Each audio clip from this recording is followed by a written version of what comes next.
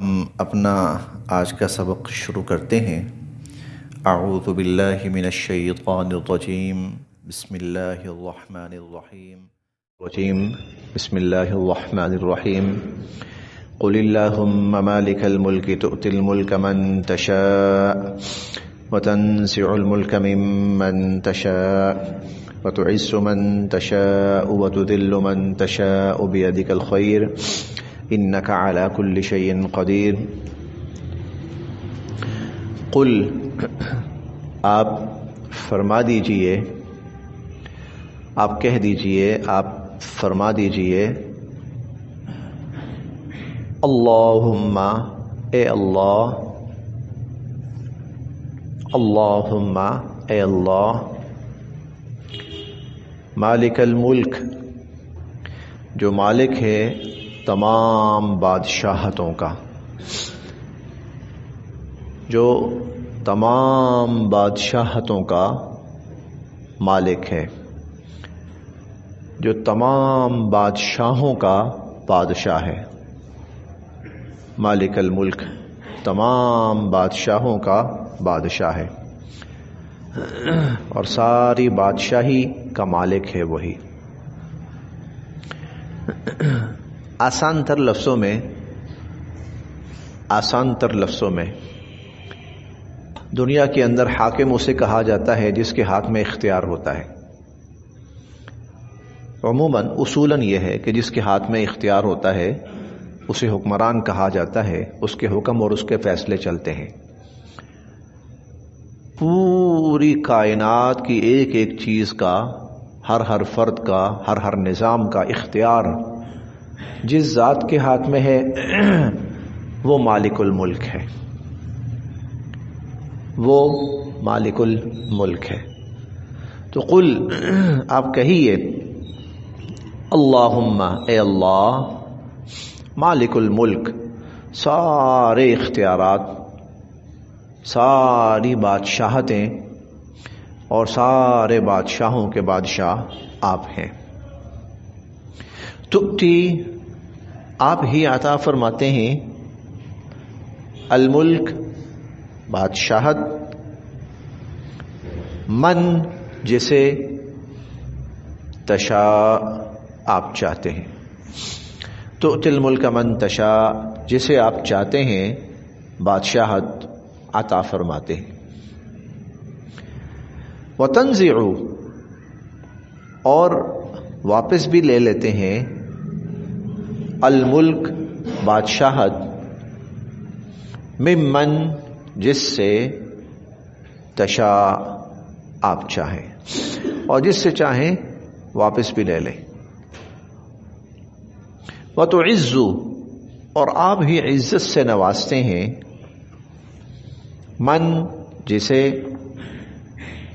تشاء آپ چاہیں، وتعز من تشاء جسے آپ چاہیں عزت سے نواز دیں، وتذل اور ذلیل کر کے رکھ دیں، من تشاء جسے آپ چاہیں، جسے آپ چاہیں عزت سے سرفراز فرما دیں، جسے آپ چاہیں اسے ذلیل کر دیں۔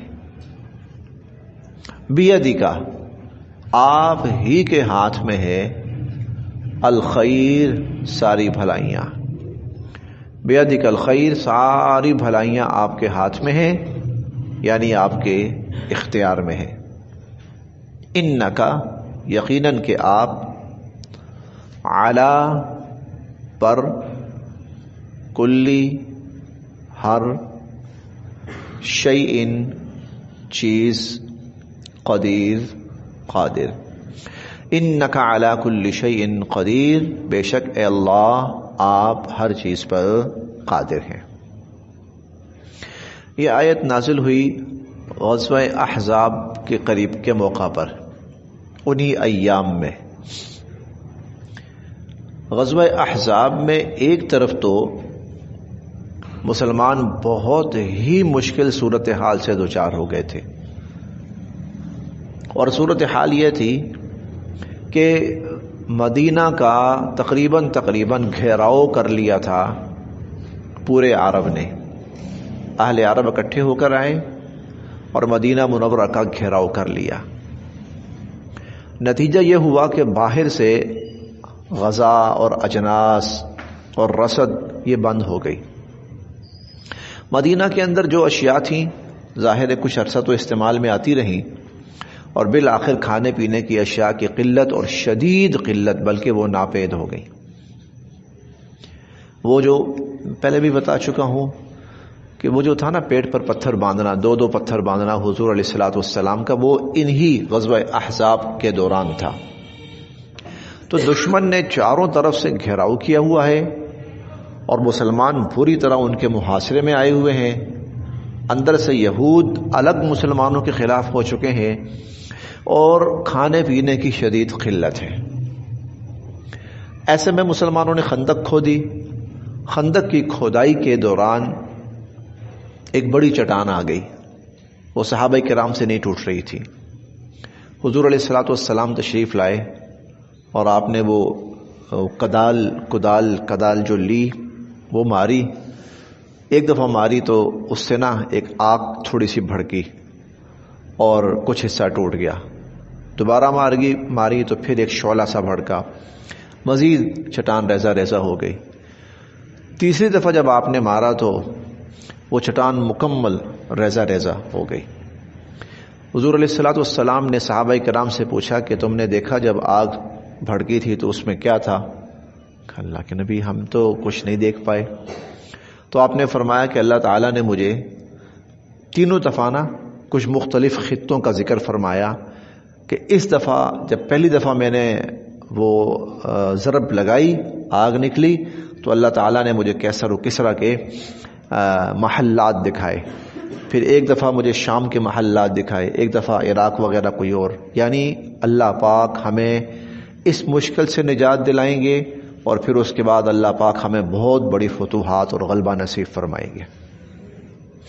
اس موقع پر کچھ لوگ کہنے لگے سبحان اللہ، دیکھو جی یہ دیکھیں جانوں کے لالے پڑے ہوئے ہیں اور ہم کیسر و کسرا فتح کریں گے. ہاں یہاں سے بچ کے دکھاؤ، پہلے تمہارے پاس ہے کیا؟ کھانے کے لیے روٹی تک نہیں ہے اور باتیں اتنی بڑی بڑی اور کیسر و کسرا کی. 22ویں پارے میں ہم بلکہ 21ویں پارے میں ہم پڑھیں گے کہ منافقین کہنے لگے کہ ما وعدنا اللہ ورسولہ الا غرورا، اللہ اور اس کے رسول کے جتنے وعدے تھے نا وہ سب دھوکہ ہے. ما وعدنا اللہ، یہ الفاظ ہیں 21ویں پارے کے سورہ الاحزاب کے، سب دھوکہ ہے، جھوٹ ہے. ہمارے ہاں آج کل ایک اصطلاح کافی چل رہی ہے سبز باغ، یہ وہ کہنے لگے. اس پر اللہ رب العزت نے یہ آیت نازل فرمائی کہ قل، آپ فرمائیے اللہم، اے اللہ، مالک الملک، یہ دنیا کی ساری بادشاہتیں اور دنیا کی ساری حکومتیں ان کے آپ مالک ہیں. تؤتی الملک من تشاء، جسے آپ چاہتے ہیں بادشاہت نصیب فرماتے ہیں، بادشاہتیں حکمرانیاں نصیب فرماتے ہیں. وتنزع الملک ممن تشاء، جس سے آپ چاہیں واپس بھی لے لیتے ہیں. وتعز من تشاء، جسے آپ چاہتے ہیں عزت سے سرفراز فرماتے ہیں. وتذل من تشاء، جسے آپ چاہتے ہیں ذلیل کر کے رکھ دیتے ہیں. بیدک الخیر، ساری خیریں بھلائیاں آپ کے ہاتھ میں ہیں. اس آیت کا مطلب یہ تھا کہ ہم یہ نہیں کہہ رہے کہ ہمارے پاس اتنی پاور ہے کہ ہم ساری دنیا کی بادشاہتیں لے لیں گے اور بن جائیں گے ہم، نہیں، بلکہ ہم تو اللہ کی ذات پر ایمان رکھتے ہیں اور اللہ کی ذات ہمیں یہ سارے غلبے اور فتوحات نصیب فرمائے گی.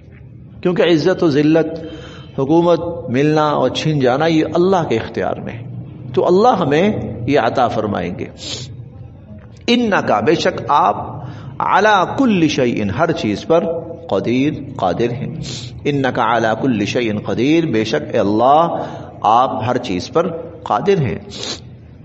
تولجو، آپ داخل فرماتے ہیں، اللیل، رات کو، فی النہار، دن میں، آپ رات کو دن میں شامل کر دیتے ہیں، داخل فرما دیتے ہیں.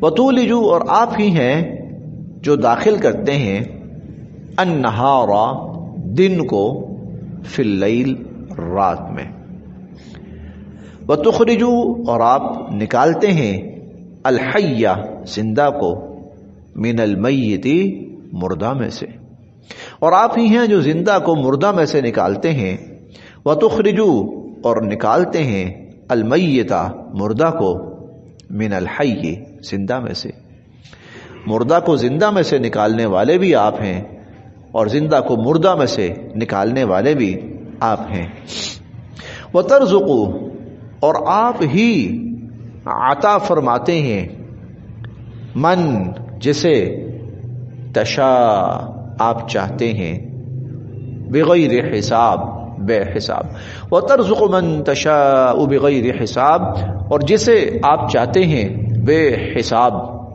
عطا فرماتے ہیں۔ لا يتخذ، نہ بنائیں،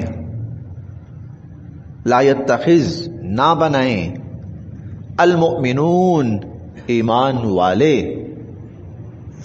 الکافرین، کافروں کو، لا يتخذ، نہ بنائیں، المؤمنون، ایمان والے، الکافرین، کافروں کو، اولیاء، مددگار، رفیق، دوست، رازدار، یہ سارے معنی، کیونکہ قرآن کریم نے کئی جگہوں پر یہ تمام الفاظ الگ الگ بھی استعمال کیے ہیں۔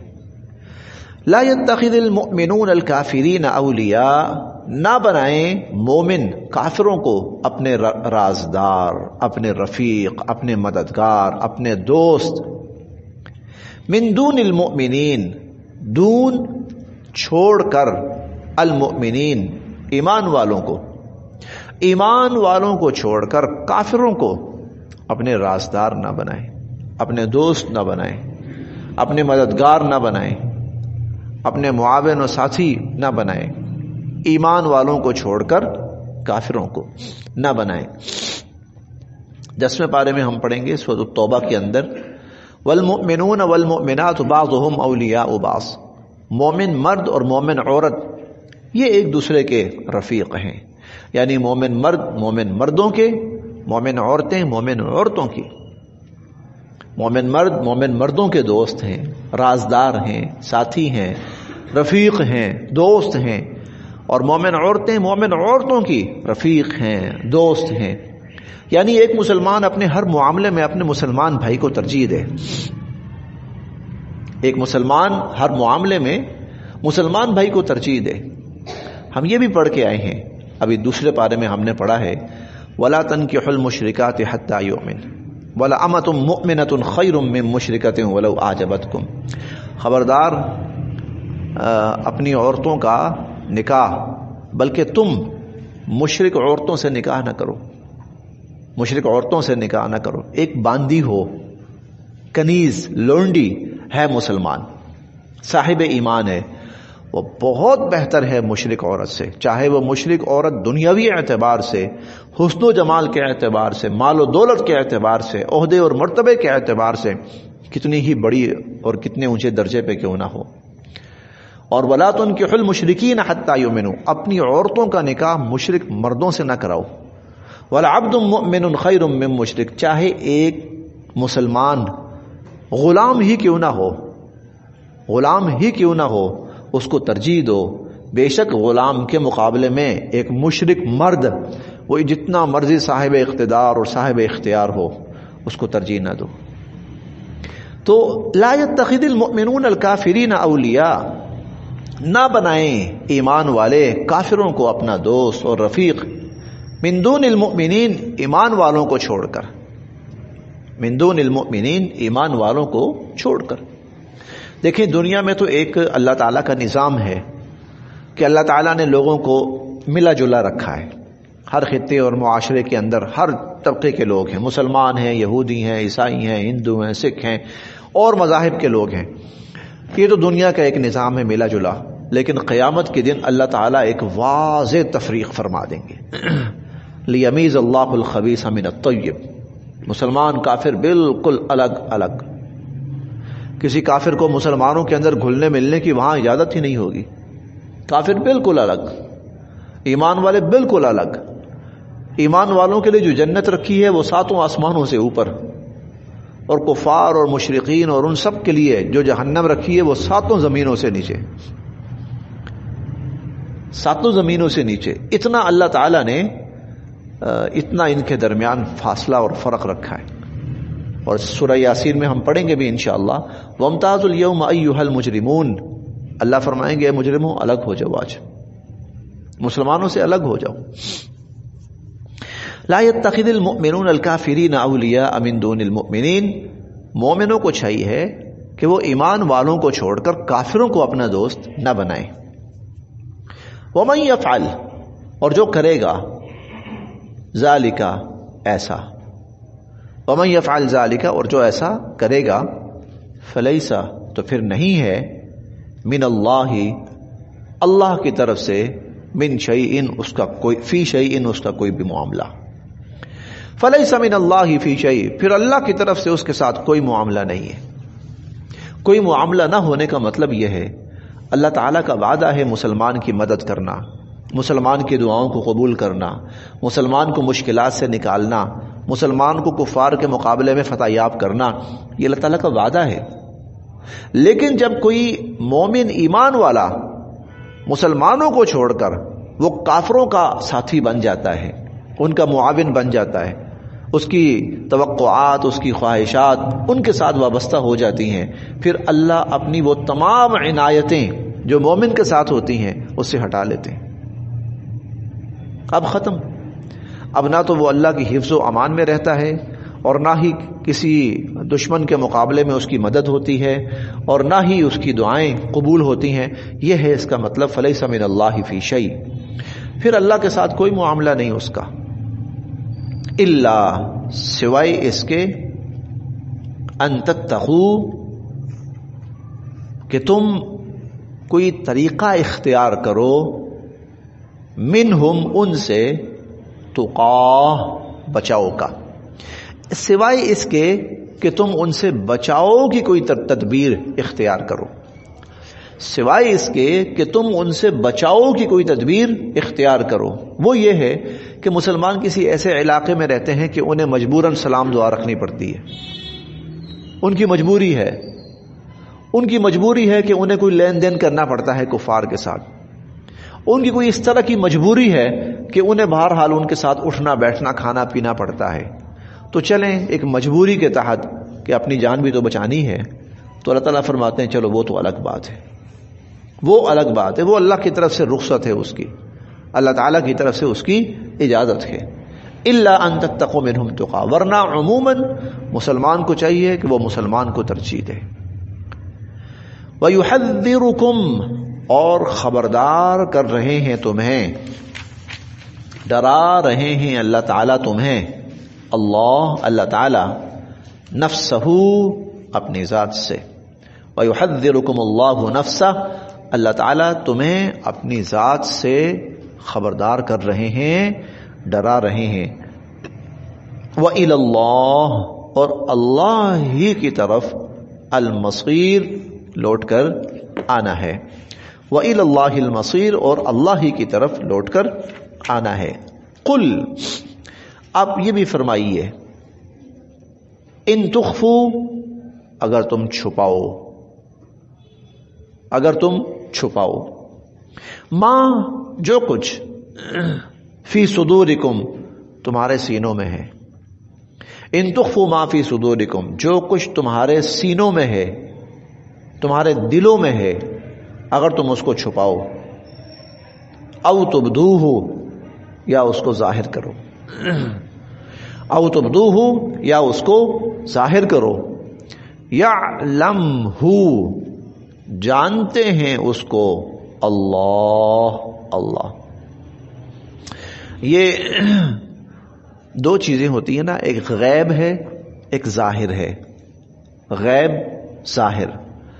ظاہر اسے کہتے ہیں جس کو ہماری نگاہیں دیکھ پائیں، ہمارے ہاتھ محسوس کر سکیں، ہمارے کان سن پائیں، وہ ظاہر ہے۔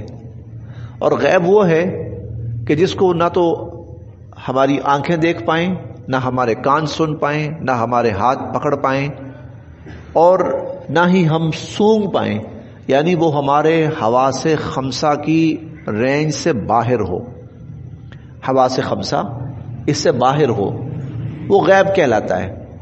یعنی اس تک رسائی کی ہماری کوئی شکل نہیں ہے، کوئی اختیار نہیں ہے کہ ہم کسی بھی ذریعے سے رسائی حاصل کر سکیں اس تک، ہم سے اوجل ہے، وہ مخفی ہے، اس کو غیب کہا جاتا ہے. یہ غیب انسانوں کے لیے ہے، اللہ کے لیے غیب ہے ہی نہیں ہے. اللہ تعالیٰ کے لیے غیب نہیں ہے، کوئی ایسی چیز نہیں ہے جو اللہ کی نظر سے پوشیدہ ہو، اللہ تعالیٰ کے علم سے باہر ہو، اللہ تعالیٰ کی قدرت اور اختیار سے باہر. کوئی آواز ایسی نہیں ہے جو اللہ تعالیٰ کی ذات تک نہ پہنچتی ہو. ہم تک آوازیں نہیں پہنچ پاتی، تھوڑی بہت آوازیں پہنچ پائیں گی، بہت محدود سا فاصلہ، بہت محدود سی لمٹ، بہت چھوٹی سی رینج، اس کی آواز ہمارے کان تک پہنچ پاتی ہے. چند میٹر، چلیں آپ کلومیٹر کہہ لیں، کوئی ایک 1.5 2 کلومیٹر لگا لیجئے، یہ تو میں بہت بڑی بات کر رہا ہوں. چلیں بہت ہیوی آواز ہے، 2 3 4 5 6 کلومیٹر کی آواز، بس کوئی بہت ہی ہیوی آواز. اللہ تعالیٰ کی ذات اربوں کھربوں کلومیٹر، یہ میں چھوٹی بات نہیں کر رہا، اربوں کھربوں کلومیٹر دور کی آواز وہ اللہ تعالیٰ کو ایسے ہی سنائی دیتی ہے جیسے 2 آدمی آپس میں سامنے بیٹھ کر بات چیت کر رہے ہیں اور ایک دوسرے کی آواز کو سن رہے ہیں. اللہ تعالیٰ ایک وقت میں جتنی آوازیں ہیں، اور وہ بھی اللہ تعالیٰ کی ذات تک خود بخود وہ سب آوازیں پہنچ رہی ہیں. اللہ تعالیٰ کو تردد نہیں کرنا پڑتا اس کے لیے، اس کے لیے باقاعدہ کوئی کوشش نہیں کرنی پڑتی اللہ تعالیٰ کو کہ دھیان دیں، اللہ تعالیٰ توجہ کریں اس طرف کہ وہ آواز سن. نہیں، خود بخود السمیع، تمام سماعتیں، تمام آوازیں اللہ تعالیٰ کی ذات تک پہنچ رہی ہیں. اللہ تعالیٰ کو تردد نہیں کرنا پڑتا کائنات کی کسی بھی چیز کو دیکھنے کے لیے. تمام چیزیں اللہ تعالیٰ کی نظروں کے بالکل سامنے ہمہ وقت، بلکہ وہ چاہے زمین کے اندر ہیں کہیں، آسمانوں کے اندر ہے کہیں، چٹانوں کے اندر ہیں کہیں، پہاڑوں کے اندر ہیں کہیں، اللہ کے لیے بالکل سامنے. اللہ تعالیٰ کے لیے وہ بالکل سامنے ہیں. تو یعلمہ اللہ، اللہ وہ سب جانتے ہیں. تم چھپاؤ، تم ظاہر کرو، یعلمہ اللہ، اللہ تعالیٰ اس کو جانتے ہیں. ویعلم، اور جانتے ہیں، ما، جو کچھ، فی السماوات، آسمانوں میں ہے، وما فی الارض، اور جو کچھ زمینوں میں ہے. وَيَعْلَمُ مَا فِي السَّمَاوَاتِ وَمَا فِي الْأَرْضِ، جو کچھ آسمانوں میں ہے، جو کچھ زمینوں میں ہے، اللہ تعالیٰ سب جانتے ہیں. واللہ، اور اللہ تعالیٰ، علی کل، ہر چیز پر، علی کل شیء، ہر چیز پر، قادر ہے، اور اللہ تعالیٰ ہر چیز پر قادر ہیں. بس آج یہاں تک.